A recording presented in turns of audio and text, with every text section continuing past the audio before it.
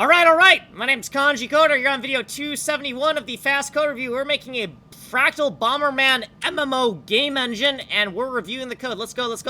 It's not much code. The source code is here if you want to follow along. Let's get going. In types by system, in our Hunk vector constructor right here, we've refactored this. See these things right here? Don't fucking type these. These member names are invalid. Inside of our prototype struct here, these names right here have been refactored, right? So the old names are these names right here that have been refactored to these names, right? So member, adjacent room of which there are 9, and adjacent room R13, adjacent room data pixel index, right? So we just refactored that. Okay, next section, Hunk ringer system, the system that is responsible for chunking up ring-shaped explosions into partitions that we can more efficiently render. So function belonging to Hunk ring, the address of our ring explosion as well as its magnitude, and then the output Hunk tetrad that contains 4 Hunk vectors that represent the chunked explosion. So if we scroll down here into room jumping vectors, we're not going to use these variables, we're going to use these names instead. So we have these new names right here,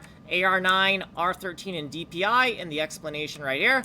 And let's scroll down and see where else we're referencing those. So right down here, all the way at the fucking bottom here. Oh my god, we're running out of time from just scrolling. Okay, so right here where we're looping through every single Hunk vector by index. So Hunk vector 4, this stands for Hunk vector of which there are 4 indexes. 0, 1, 2, or 3 makes for 4 indexes. We're going to loop through our Hunk vectors by index and do whatever the fuck we're doing with some lookup tables, and we're going to grab out these values. So I have some refactor notes here, but basically these names have been changed, right? The old names were one of these things, and now it's changed to this, right? So R13 in the context of AR9, right? Data pixel index in the context of AR9. This makes much more sense than what I named it previously.